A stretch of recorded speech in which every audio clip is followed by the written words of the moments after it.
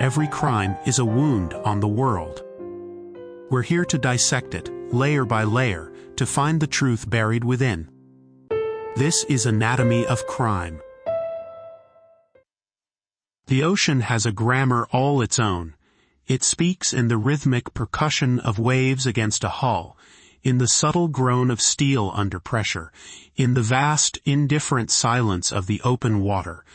For the 476 souls aboard the motor vessel Sewol, on the evening of April 15, 2014, the language of the sea was a lullaby, a gentle rocking motion carrying them south from the port of Incheon toward the idyllic shores of Jeju Island.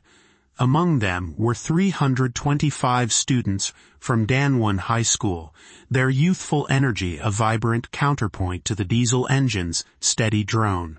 They were on a school trip, an adolescent rite of passage, their futures stretching out before them like the Pharaoh's wake in the dark water.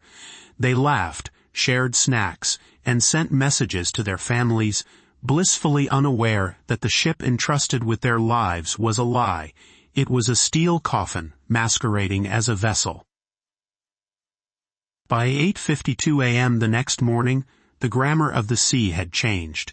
It was no longer a lullaby but a threat, a sudden violent turn, a shudder that ran the length of the ship's spine, then a horrifying, inexorable tilt. Down in the cabins and corridors, phones and trays and people began to slide. The lights flickered and died. Confusion gave way to a creeping fear, and then a voice came over the intercom, a voice of supposed authority, a voice that should have been a lifeline. It instructed them to stay put. "Do not move from your present locations," it repeated, again and again. It was a command, an assurance that help was on the way, that the situation was under control. The students, obedient and trusting, listened. They stayed in their cabins as the world turned sideways, as the water began to climb the windows. They waited for a rescue that would never come for them, because the men who gave that order were already planning their own escape. This is not the story of a singular tragic accident. It is the story of 1,000 compromises, 1,000 moments of negligence that accumulated into a single catastrophic failure. Today, we dissect the anatomy of criminal negligence. We will examine how a ship was deliberately made unstable for profit, how it was sent to sea dangerously overloaded, and how, in the moment of ultimate crisis, the captain and crew chose self-preservation over the lives of hundreds of passengers who had placed their trust in them. We will explore how an order to stay put became a death sentence, and how a nation's grief turned to fury, culminating in a landmark legal case that asked a terrifying question: can you be found guilty of murder, not for what you did, but for what you failed to do? The story of the MV Sewol begins long before its final, fatal voyage. It begins with the ship's very bones. The vessel was not always known as the Sewol. It was built in Japan in 1994 and served for nearly 2 decades as the ferry Naminoe, a reliable, if unremarkable ship.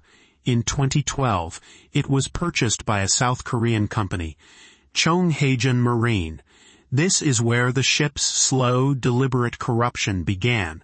Joon-seok Marine was not just in the transportation business, it was in the profit business, and the Naminoe was seen as a raw asset to be squeezed for maximum return. The company initiated a series of modifications to the ship, a process that would systematically destroy its stability and turn it into a floating death trap.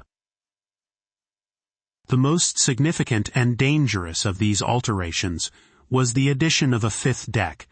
An entire floor of cabins was grafted onto the top of the vessel's superstructure. From a business perspective, it made perfect sense. More cabins meant more passengers, and more passengers meant more revenue. From a naval architecture perspective, it was an act of profound irresponsibility.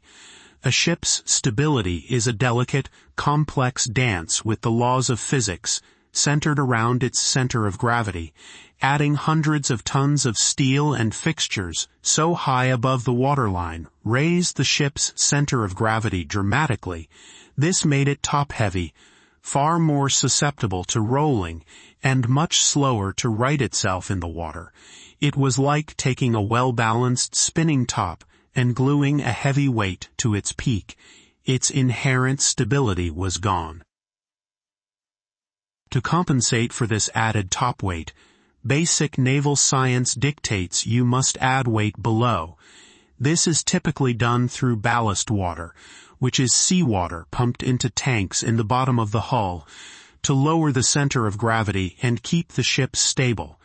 The modifications to the Sewol should have been accompanied by a significant increase in the amount of ballast it was required to carry. But ballast water is dead weight. It takes up space and adds to the fuel cost. And more importantly, the space it occupies could be used for something far more profitable: cargo.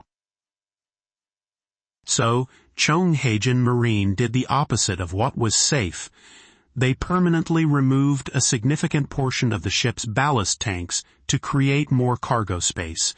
They had made the ship heavier on top and lighter on the bottom, a recipe for disaster. Furthermore, the ship's ramp, which allowed vehicles to board, was also modified and enlarged.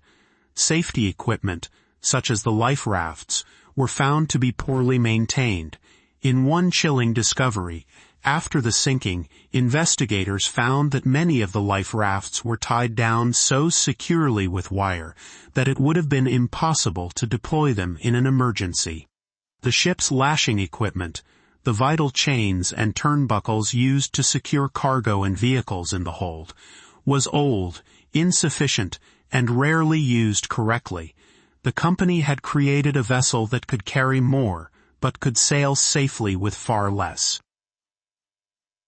These illegal modifications were approved through a process riddled with cozy relationships and regulatory failure. The Korean Register of Shipping, a private entity tasked with inspecting and certifying the safety of vessels, signed off on the changes. It later emerged that the inspectors had relied on falsified documents and had not done their own rigorous stability tests. The system of checks and balances had failed. The ship was now a phantom, its official documents claiming it was safe, while its physical reality was anything but. Every time the Sewol left port, it was a gamble. The company, the regulators, and even some of the crew knew it. They were rolling the dice with hundreds of lives on every trip, all for the sake of profit. On April 15, 2014, their luck finally ran out. The man at the helm of this compromised vessel was Captain Lee Joon-seok. At 68 years old, he was not a career mariner in the traditional sense. He was a contract worker, brought on to fill a temporary vacancy. He was paid relatively little and held none of the deep institutional authority of a full-time company captain. He had a reputation for being deferential to the company's wishes. A man who didn't rock the boat, figuratively speaking. His first mate, Kong Won-sak, and second mate, Kim Young-ho, were also on board, along with a crew of around 30 people. But when the Sewol left Incheon on the evening of April 15th, it wasn't the experienced captain or his top officers who were navigating. At the critical moment of the disaster, the ship would be in the hands of a 25-year-old third mate with limited experience, Park Hang-kyo, and an even less experienced helmsman. But the most immediate problem wasn't just the ship's design or the experience of its bridge crew. It was the cargo. The Sewol was licensed to carry a maximum of 987 tons of cargo. On its final voyage, it was loaded with at least 2,142 tons, more than double its legal limit. The cargo included 185 cars, construction materials, and various other goods. This immense excessive weight was a critical factor. Not only did it further compromise the ship's already poor stability, but it was also improperly secured. The crew, under pressure to maintain a tight schedule, had done a cursory job of lashing everything down. They falsified the ship's cargo manifest, logging a much lower, legal weight to pass inspection before departure. The ship was not just top-heavy, it was now dangerously, illegally heavy throughout. It sat low in the water, sluggish and unresponsive, a disaster waiting for a trigger. The trigger came at approximately 8:48 a.m. on the morning of April 16th. The Sewol was approaching the Mangol Channel, a body of water known for its strong currents and tricky navigation. On the bridge was third mate Park Hang-kil. Captain Lee was not present. He was in his private cabin. The ship needed to make a series of turns to navigate the channel. The helmsman executed a starboard turn. But something went terribly wrong. The exact nature of this turn has been a subject of intense debate. Was it a simple steering error by an inexperienced helmsman? Was it a malfunction of the ship's steering gear? Or was it a combination of factors? The ship's data recorder showed it made a sudden, sharp turn of about 45 degrees, far more aggressive than the planned 15 degrees. Whatever the precise cause, the effect was instantaneous and catastrophic. The improperly secured cargo, weighing over 2,000 tons, broke free. Imagine the physics of it. A massive, multi-story building suddenly tilting. On the vehicle deck, 185 cars and trucks became giant, untethered battering rams, sliding across the steel floor and slamming into the port side of the hull. The combined momentum of this shifting mass was unstoppable. It acted like a giant hand, pushing the already unstable vessel over onto its side. The Sewol began to list, heavily and quickly. On the bridge, chaos erupted. The helmsman tried to correct the turn, but it was too late. The ship had passed its point of no return. Its own compromised design and crushing weight had sealed its fate. The list increased from 20 degrees to 30, then 40. The engines cut out, and the ship was left adrift, powerless and rapidly taking on water. The first distress call was not made by the captain or the crew on the bridge. It was made at 8:52 a.m. by a high school student on board, a boy named Choi Dioka. He used his cell phone to call the national emergency number. His voice was trembling but clear. "Save us," he said. "We're on a ship, and I think it's sinking." The emergency operator, confused, asked for the name of the ship and its location. It took several agonizing minutes to connect the boy with the maritime authorities. In that critical window, the crew of the Sewol made their own calls.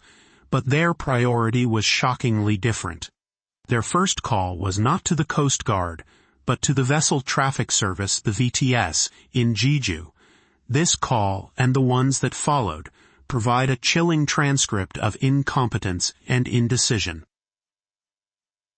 The crew on the bridge seemed utterly paralyzed. In their communications with the VTS, they failed to convey the extreme urgency of the situation. They reported the ship was listing, but didn't state that it was in immediate danger of capsizing. The VTS operator, in turn, seemed to treat it as a routine incident, asking them to provide their exact coordinates and details, all while the ship was tilting further and further. The operator asked if passengers were safe. The crew member replied, "I cannot confirm. The ship is tilted so much that it is impossible to move." This was the reality inside the vessel. For the hundreds of passengers in the lower decks, moving was becoming impossible. The corridors had become vertical shafts. The floors were now walls. This is the moment where negligence began its lethal transformation into something far darker. This is the moment of betrayal. At 9:23 a.m., Captain Lee Joon-seok, who had made his way to the bridge, gave the order that would haunt a nation. Over the ship's public address system, a crew member broadcast the message, "Passengers, please stay in your cabins. Do not move." This message was repeated over and over for more than 30 minutes. It was the only guidance the passengers received. For the students of Danwon High School, taught to respect authority, it was a command they followed without question. They put on their life jackets as instructed, and they waited. They sent text messages to their parents. "Mom, I love you. Dad, I might not be able to say this again, but I love you. We're all wearing life vests. We are waiting." They trusted the crew. They believed that staying put was the safest thing to do. But while the students waited, the crew was preparing to save themselves.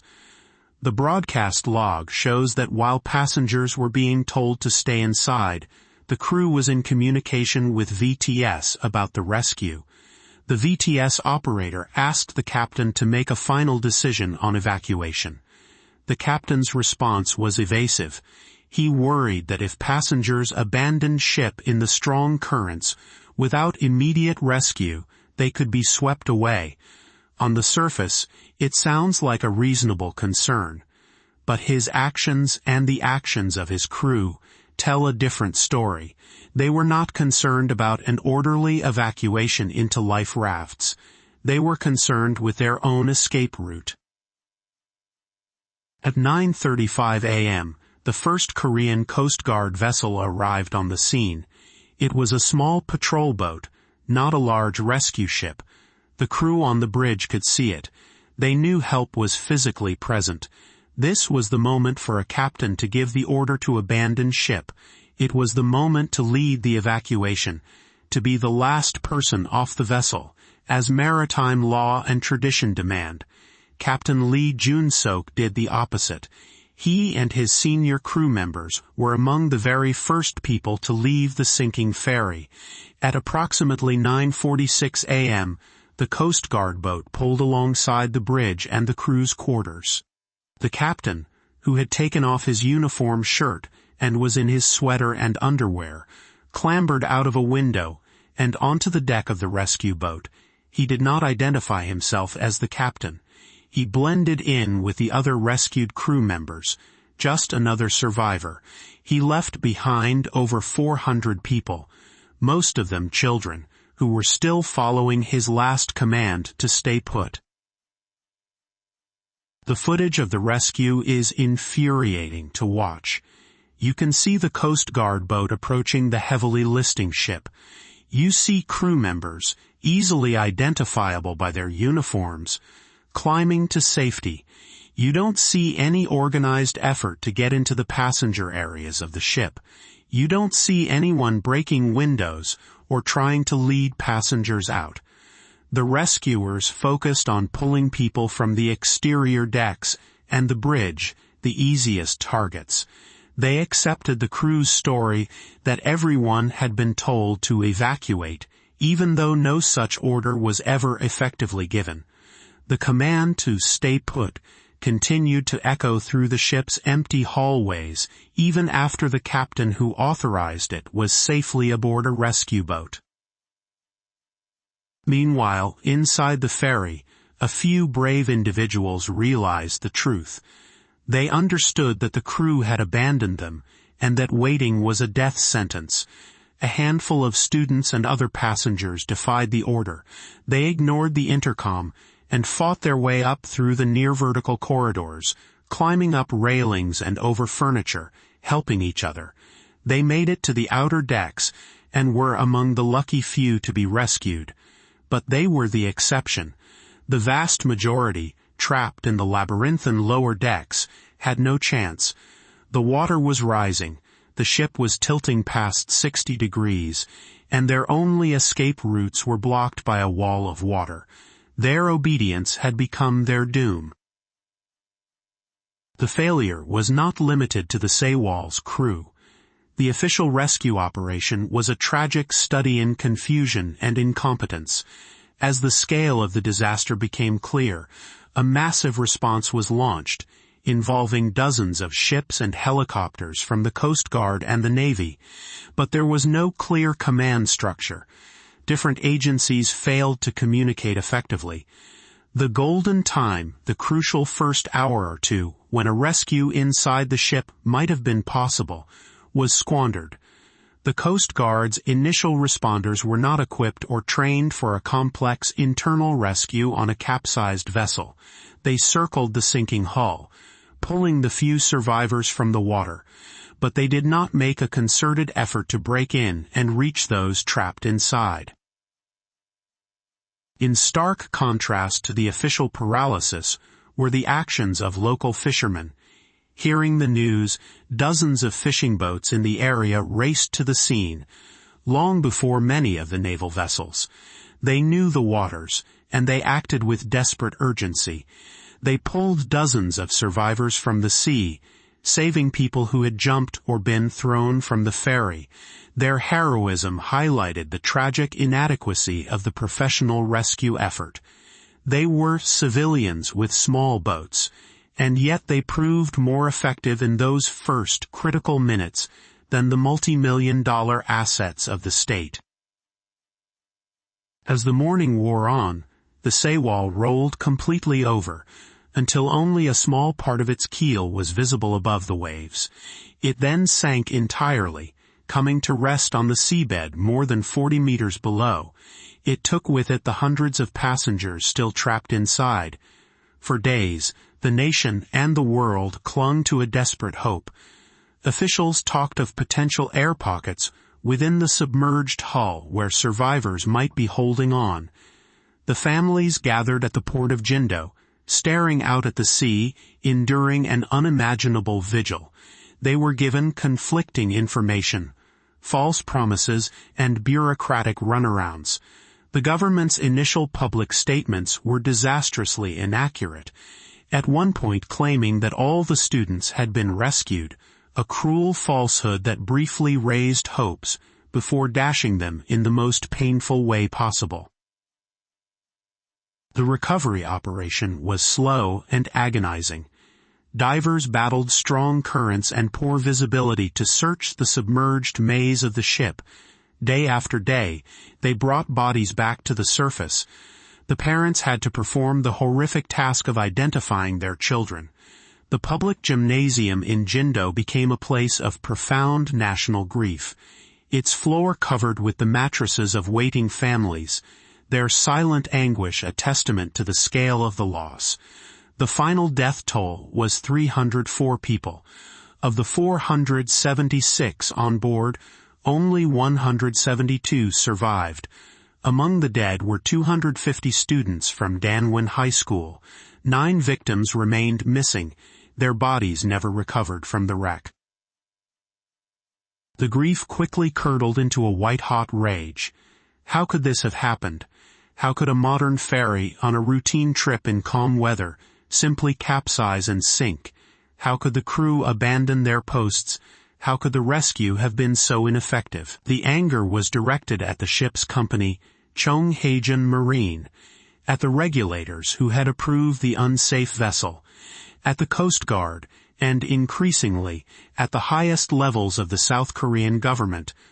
Led by President Park Geun-hye, the Sewol disaster was no longer just a maritime tragedy. It became a national political crisis, a symbol of systemic corruption, incompetence, and a callous disregard for human life. The investigation uncovered the web of deceit and negligence that led to the sinking. The illegal modifications, the chronic overloading, the falsified documents, the poorly trained crew, every piece of the puzzle pointed not to an accident, but to a completely preventable disaster born of corporate greed. The focus of the public's fury, however, was on one man, Captain Lee Joon-seok.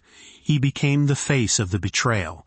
He was arrested along with 14 other members of his crew. The investigation also targeted Joon-seok Marine.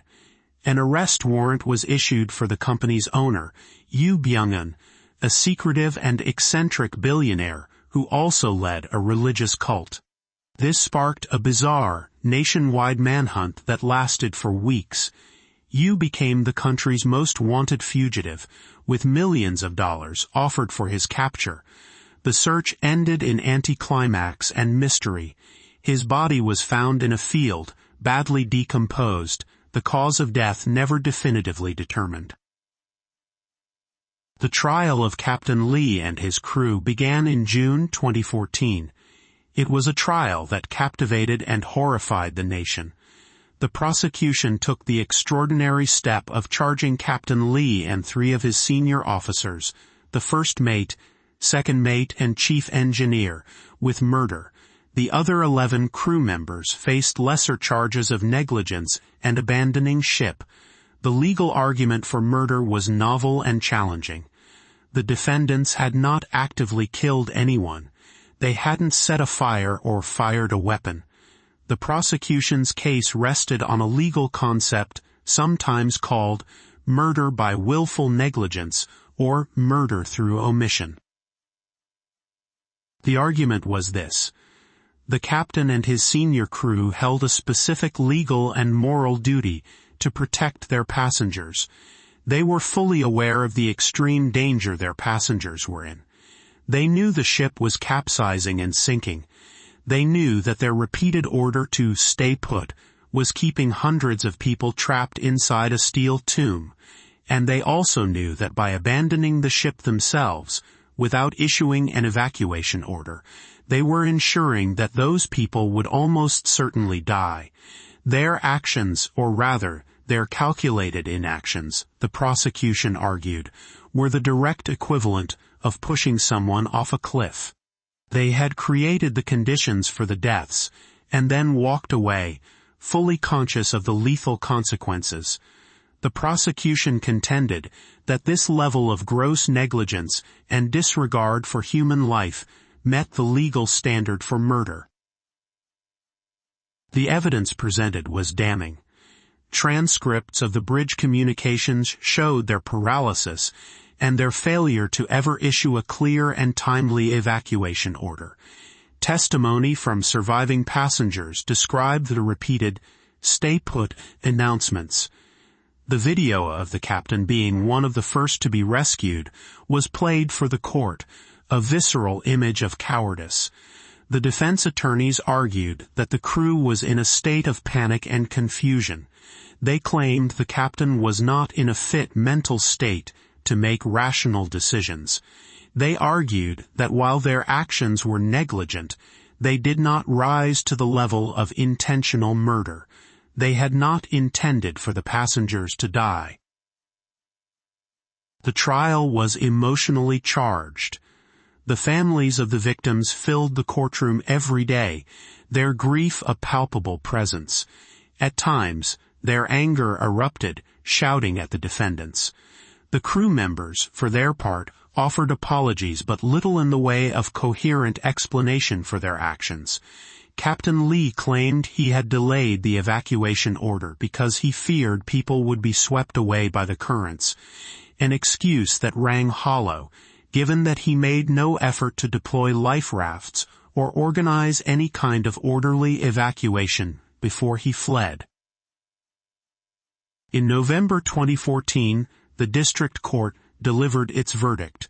It was a partial victory for the prosecution, but a deep disappointment for the families. The court found the 3 senior officers guilty of gross negligence, but it acquitted Captain Lee of the murder charge. The judges ruled that while his negligence was extreme, the prosecution had not proven beyond a reasonable doubt that he had the specific intent to kill. He was sentenced to 36 years in prison. The chief engineer, who was convicted of murder for failing to help 2 injured colleagues and then escaping, received a 30-year sentence. The other crew members received sentences ranging from 5 to 20 years. The verdict was met with outrage. The families felt that justice had not been served. 36 years felt like an insult for a man whose cowardice led to the deaths of 304 people. The prosecution immediately appealed, determined to secure a murder conviction against the captain. The case went to the appellate court. In April 2015, almost exactly 1 year after the disaster, the High Court delivered a new verdict. This time, they overturned the lower court's decision. They found Captain Lee Joon-seok guilty of murder. The appellate judges presented a different interpretation of the law. They argued that a direct intent to kill was not the only path to a murder conviction. What mattered was the foreseeability of death. They ruled that the captain's actions constituted willful misconduct. He had a duty to his passengers. He knew they faced certain death if they remained on the sinking ship, and he made a conscious choice to abandon them to that fate in order to save himself. His order to stay put, combined with his own escape, was an act of murder by omission. They sentenced him to life in prison. This landmark ruling was later upheld by South Korea's Supreme Court, cementing the principle that those in positions of ultimate responsibility can be held accountable for murder, not just for their actions, but for their catastrophic failures to act. The legal saga of the Sewol did not end with the crew. The owner's family members were convicted on embezzlement charges. The head of Chonghaejin Marine was sentenced to 7 years in prison for involuntary manslaughter due to his role in overseeing the unsafe practices that led to the disaster. Dozens of other officials, from company employees to the regulators who rubber-stamped the ship's illegal modifications, also faced prison time. The net of accountability was cast wide, an acknowledgement that this was not a failure of one man, but of an entire system. The sinking of the MV Sewol left a permanent scar on the South Korean psyche. It exposed deep-seated problems of regulatory capture, corporate corruption, and a culture that often prioritized speed and profit over safety.